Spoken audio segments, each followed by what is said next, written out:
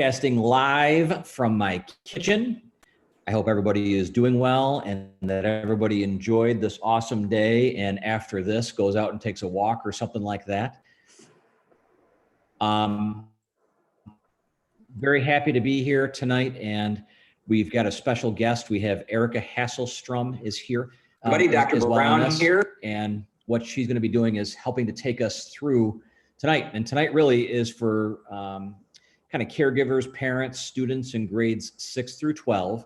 And we're going to talk about the virtual or hybrid learning experience, hopefully give you some tips and tricks that you can use along the way. And we are also going to take any questions that you might have using our chat feature in our YouTube. And it's a little unusual for me. Usually I'm the main presenter the whole time.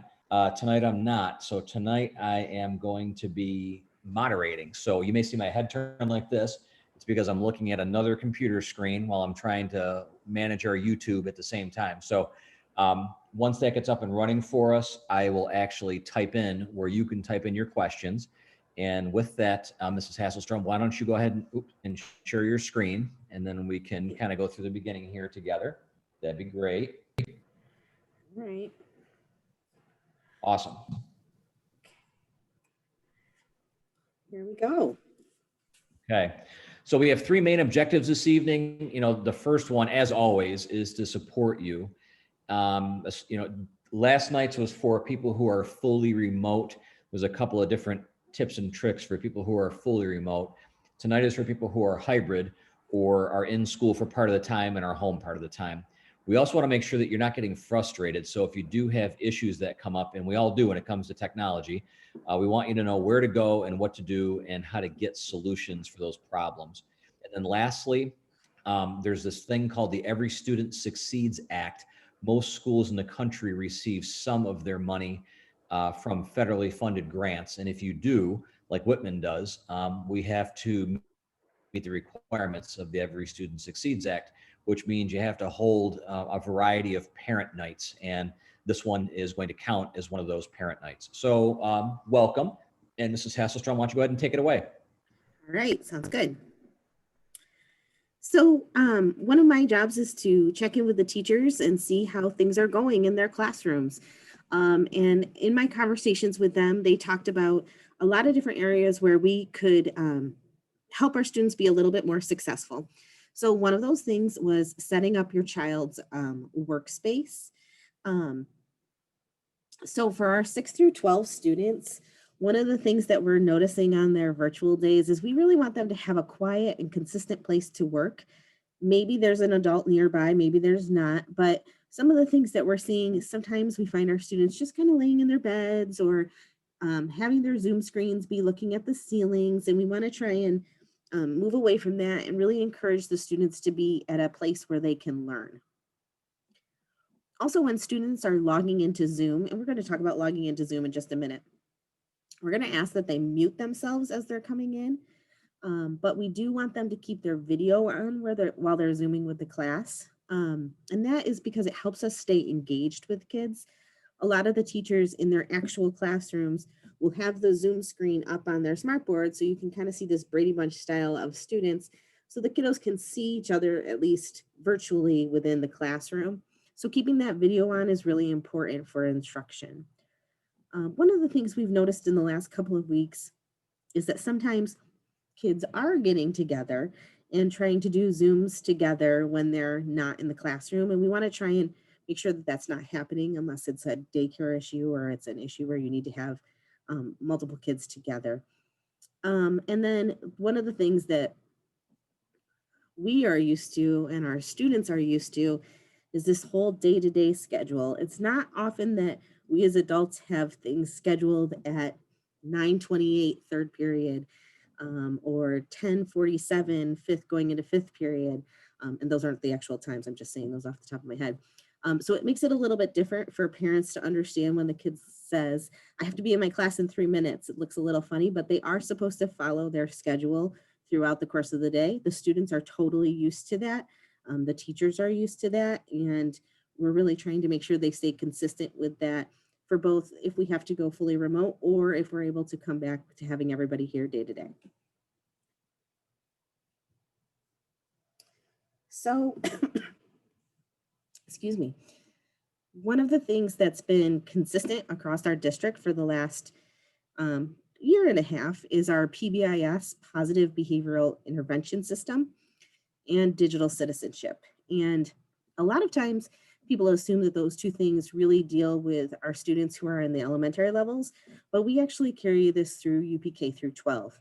And we found that in the past, our behavioral expectations for students are best laid out in really concise statements.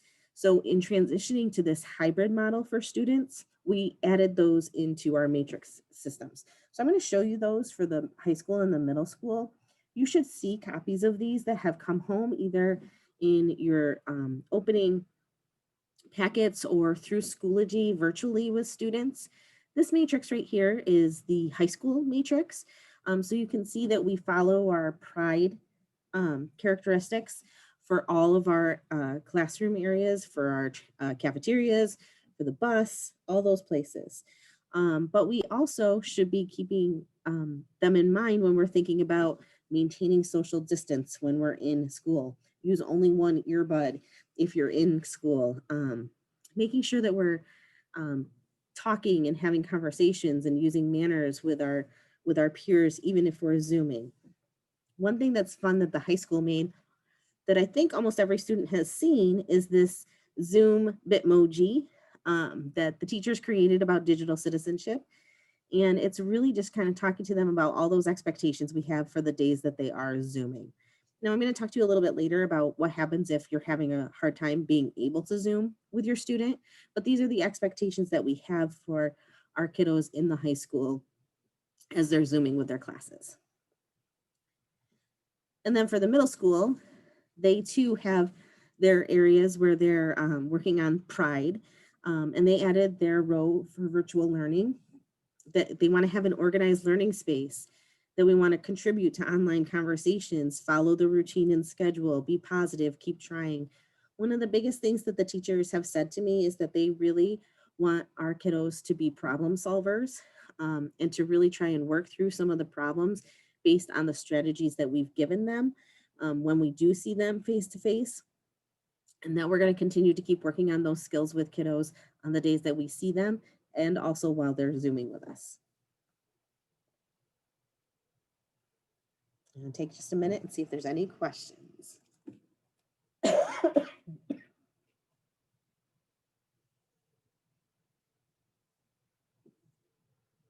don't see any yet, so I'm going to keep. Actually, Mrs. Hasselstrom, Sally from Clearwater, Florida, is sent a question.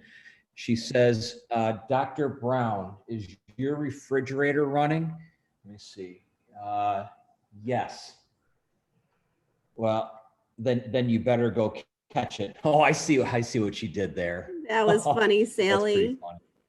Thanks, right, Sally. Yeah. Clearwater. I mean, I didn't know we had that far of a reach on our YouTube link, but good. This Marcus Whitman channel is pretty exciting. Yeah. That was all we had, so you can go ahead and continue. I'll keep going. Okay. Thanks. So for all of you that are out there, we're troubleshooting some things right now. And one of the things that we've noticed that we have to troubleshoot with our students and parents is just really how do we find the resources that parents need to use, that students need to use. And so I'm going to show you a few places where you can go to get some of those resources.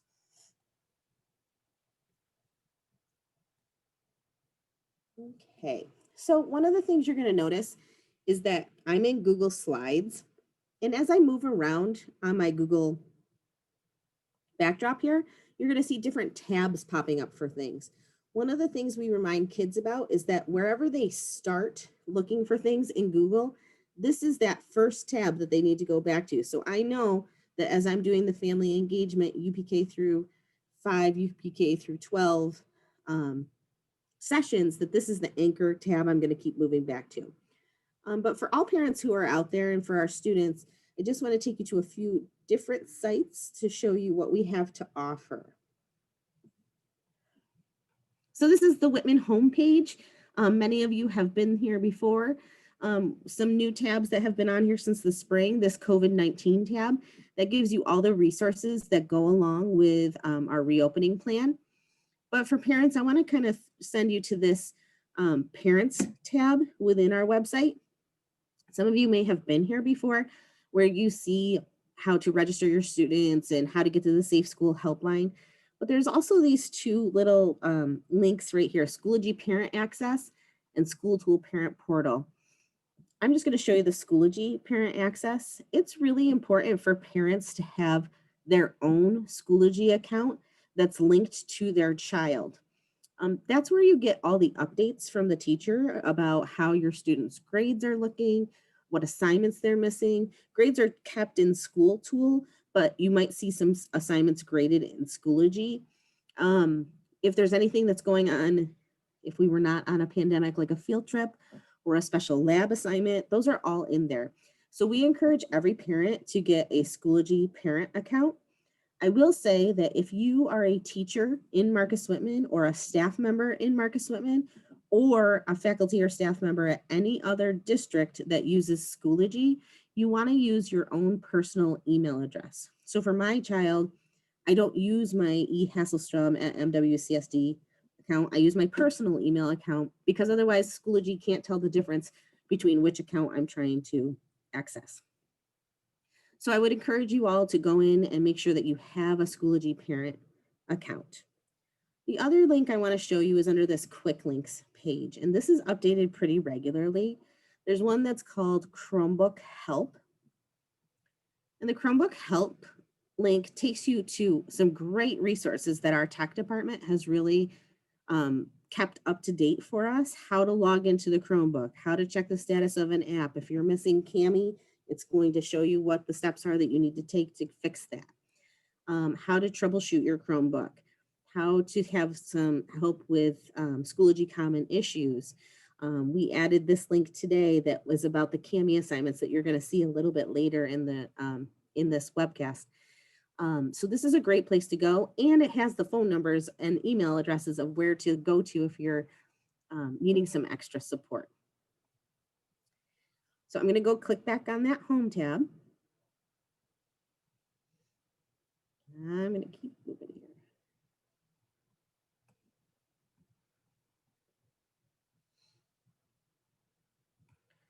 Okay, so some things that I heard from teachers about troubleshooting were really centered on Zoom. So over the last 2 weeks, we've had some regional network issues that were not isolated to Marcus Whitman, and we've had some Zoom issues. There's a lot of people who are using Zoom. And so we've had teachers and students reporting that sometimes students can't get into Zoom. So here's a couple of steps that we want you to know about when you're trying to log into Zoom. First of all, your student should always be checking their Schoology page. That's where the teacher is going to post any updates for the Zoom links. That's where they're going to put if there's any issues that they know about that are going on. And it's going to be the best place to keep checking on. If you get a page that says, please wait for the host to start the meeting, that means that the teacher hasn't started the Zoom yet. It gives you some time to check students your email and to check your Schoology updates and just wait for the Zoom to pop up. If the page says, please wait to join the meeting, that means that the student is waiting in the waiting room and the teacher is going to admit them into the class. You can email the teacher and tell them you're there, or you can just wait. So one of the things that we've talked about in terms of expectations for students is that we really want our time to be instructional with them. So if they have a time when they log in and see, please wait to join, or they can't get into the Zoom meeting, we're going to ask them to wait about 5 minutes in that loop. And then if they can't get into the teacher, they're going to just jump into their Schoology page. One of the things that we find students doing is emailing the teachers to say, hey, I'm here. I got here a few minutes late. We encourage them to do that. That doesn't mean the teacher will be able to let them in right in that moment. We also have had a lot of times where students are texting their peers in class to say, hey, can you tell Mrs. Carses that I am here? And while that's a great troubleshooting strategy, it's not necessarily the best thing for instruction. So we encourage you to really reach out to the teacher first. Okay, so troubleshooting next. Now I got into Zoom, what do I do next? So sometimes Zoom is a little bit glitchy. I've noticed as I've been watching, excuse me, as I've been watching Dr. Brown, sometimes his video is lagging a little bit. If that's happening, the student should tell the teacher that that's what they're seeing. They can do that in the chat or they could send an email. And when that happens, the best thing to do is to restart your Chromebook. So in the spring, we put out a lot of reminders to students. Every Monday, they needed to shut down their Chromebook and turn it back on. Because we're using so much bandwidth with them now and Zoom so much of the day, they really need to shut their Chromebooks down fully 1 time per day, maybe 2 times per day. And to do that, that doesn't necessarily mean just close your Chromebook. It means truly power it down. Once they've powered back on and tried to get back into the Zoom, they should check their Schoology and see if there's any updates from the teacher. And if Zoom is not working still, we have a couple other suggestions for you. So one, this is something that I am notorious for. My cell phone, my smartphone is sitting right next to my laptop and Chromebook. Sometimes that can interfere with the bandwidth and it can interfere with how the internet is working on the Zoom. So we find if we have students move that smartphone or that tablet or that device away from their Chromebook, that helps. If that's not the case and you're still having issues, you can email or call the tech help desk. And those email addresses are located on this PowerPoint and again on that website. And if you still can't get through with the Zoom, things are still not working, we're encouraging all students to go back and check into Schoology. Students have been taught by their teachers where their assignments are going to be in Schoology and to just have them work on those to the best of their ability. I'm looking for questions.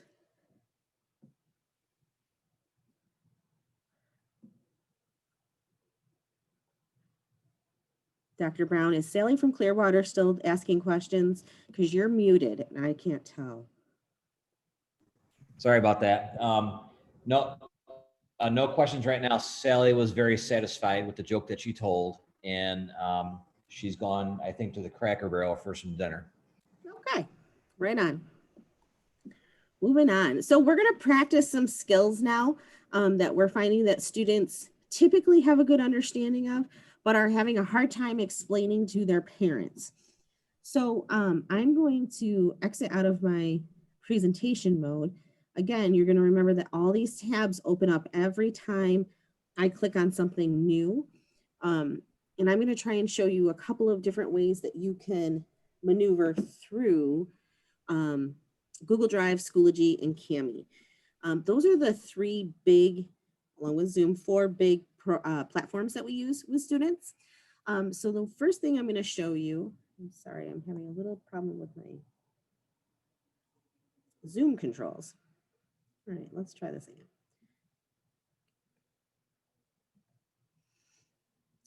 So when students move into their Google Drive, they have access to all of their Google Docs, their Google Slides, their pictures that they upload, and all sorts of things.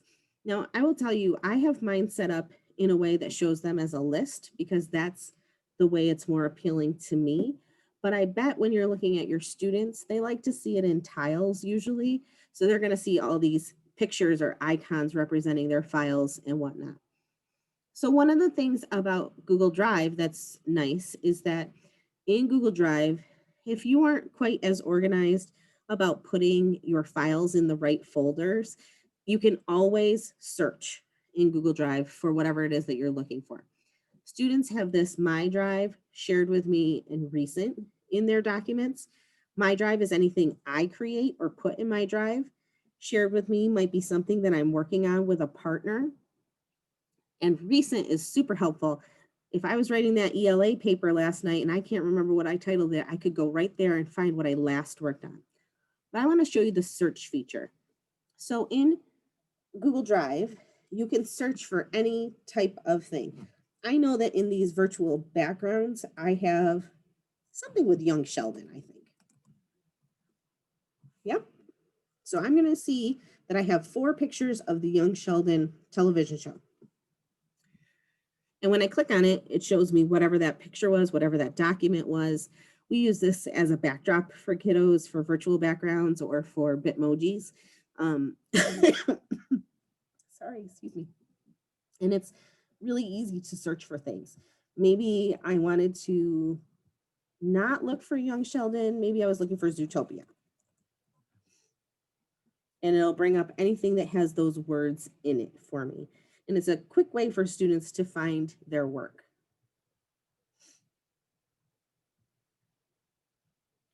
Again, each time I do that, I keep adding those tabs up at the top.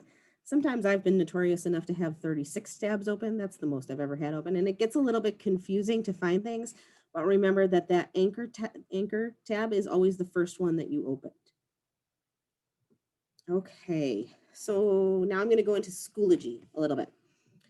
So Schoology is our learning management system.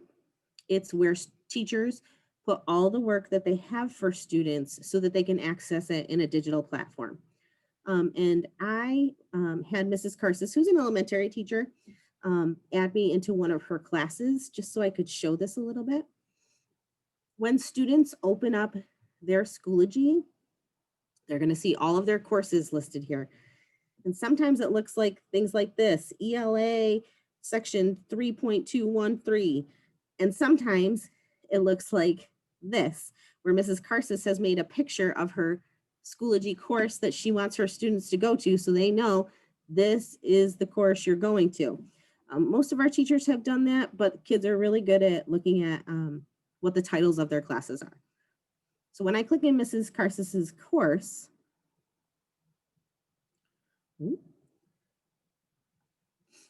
I'm first seeing at the top of the page this announcement.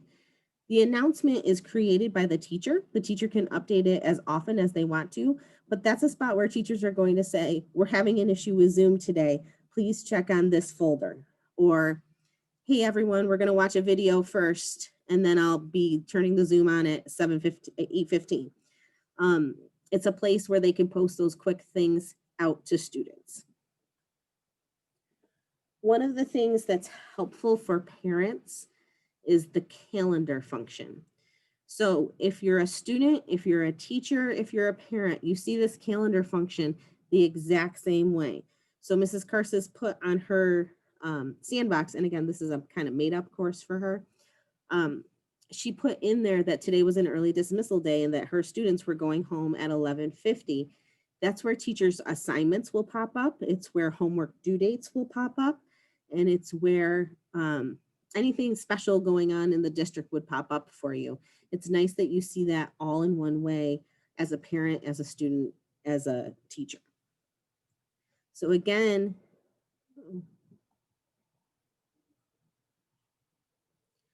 in Mrs. Karsis' course, this is where students are going to find their work. Teachers have these set up a little bit differently based on their preferences. It might say Unit 1, Algebra and Trig, or quadratic expressions. It could say whatever the teacher has the folder structure set up as in their class for students to use. And that's the basics of Schoology. All right, so our last tool, we've talked about Zoom, Google Drive, Schoology, and Kami. Kami is a software program that interacts with, makes everything an interactive PDF. So students can drop in Google Docs, they can create things in Kami, but the cool features about Kami is that basically you can turn your screen into a tablet and write all over Kami. You can annotate text within Kami. You can get edits back from your teacher in Kami. And so I'm going to show you a quick video. We're going to watch from about 50 seconds to 3 minutes of how students can use Kami to submit an assignment.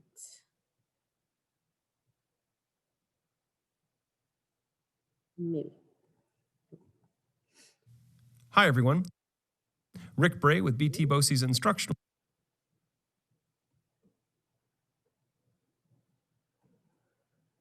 Kami assignment, and I can click on that just like I would normally. And once that loads, you'll notice there's a PDF file attached, and a little button comes up that says Open Assignment with Cami. Awesome. As a student, again, I'm going to click on that.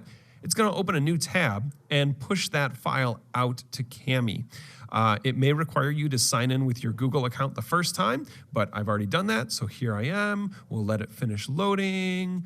And basically, I now can annotate this file with the full function of Cami, right? So I can pull up my drawing tool, and I'm on a touchscreen Chromebook, so that lets me, annotate all over it and draw things, and that's great. Do the work that I want to do. When I'm all done as the student, you'll notice in the top right-hand corner, there's a little button that says Turn In. I'm going to click on that button, and it will ask me if I want to turn it in. I'm going to say yes. I'm going to pause it right there. So that's the step that students sometimes miss when they're at home. With Cami, you have to click Turn In, and then you have to click again to turn it in truly to the Schoology page. And it's one of those little steps that students are missing. They think they hit Turn In and they think they're all set, and that's not quite getting it to where it needs to go. We're going to keep watching for a couple more minutes. Drives this file back to Schoology for me as the student, and all I have to do is wait a second and say Submit when the box comes up. So we'll just give that a second to load. There we go. And I can now submit. And just like you would expect, I can see as the student on the right-hand side, it says I submitted it. I can resubmit it if I want. Life is good. Great. Let's take a look at it from the teacher side. Now on the teacher side, just like before, I can click into the assignment and I can see that something was submitted. I can click on that, and I'm able to annotate this using Schoology's native tools. So I can select text, I can highlight text, right? If I select that and highlight text, it highlights it, puts a note that I did something. I can also strike through text if that's what I wanted to do. I can add notes, right? Just like you saw before with other things. The one that I really like here is that you can draw. So I can also annotate back to. So one of the nice features of Cami is you can see that that is totally interactive between the student and the teacher. We're finding this really helpful for students. Our math teachers are using it a lot because it allows students to have the opportunity to handwrite on their tablet what their assignment, how to answer the questions that they're being asked. And it's super great for when they're writing narratives and essays because it gives a lot of editing rights back and forth between the teacher and the student. So that was how to submit an assignment on Cami. That's also located back on the Marcus Whitman webpage under those Chromebook links and helps. I'll go back into my present mode. Whew, questions. Yeah, you're doing a fantastic job. Let's see, right now, I don't see any additional questions, but you know what I've noticed is with the other sessions that we've run, people seem to go back and review and watch the recording after it's done. And just for people maybe watching this one, YouTube takes about an hour, hour and a half to render this video and make it available for the public. So probably around 8 o'clock, 8:30 maybe, if you want to come back to this, and then anytime, in the future, you can come back and take a look at it. And if you have questions, maybe then after you've viewed it a few times, you can feel free to ask us and we'll help you out. Okay. So with that, we just want to say to you that we are a work in progress. We know that every day we're learning new things about this system that we have. The things that the teachers talked to me about the first week of school were different than what they talked to me even about on Friday. Things that we know we need to work on and change with students. We're being very open and transparent with them about that and trying to make it the best possible experience for all of our students and all of our teachers. And so we just want to thank you for your continued support while we're dealing with this situation. And again, if you have any questions about this webcast, you are more than welcome to find me on Twitter, find Dr. Brown on Twitter, email one of the two of us. If you have questions and you go directly to your teacher, and then if you need to, you can go to Ms. Taft or Dr. Cole. You have got the school counselors who are really helpful in all of these situations. But we just want to let you know that we need you to communicate with us and let us know what you need support with. Yeah, and sometimes we don't know the answer, and that's okay. We're going to tell you that we don't know, but we're going to find the answer out and get it back to you, which has actually happened to us in our previous broadcast, somebody had asked us if you could use Bluetooth headphones with a Chromebook. I didn't know. So we found the answer, and the answer is yes. And there's a way to do it. So you can just contact our help desk at mwcsd.org, and they can help you with that too. So like I said, we don't want you to have any questions that would go unanswered. We want to make sure you get what you need, and we want you to not be frustrated. We want to use all these pieces of technology as tools. So thank you very, very much. Erica, thank you so much for your presentation. Very much appreciated. And everybody have a great rest of the week. Okay. So Have a great night. take Bye. care. Bye-bye.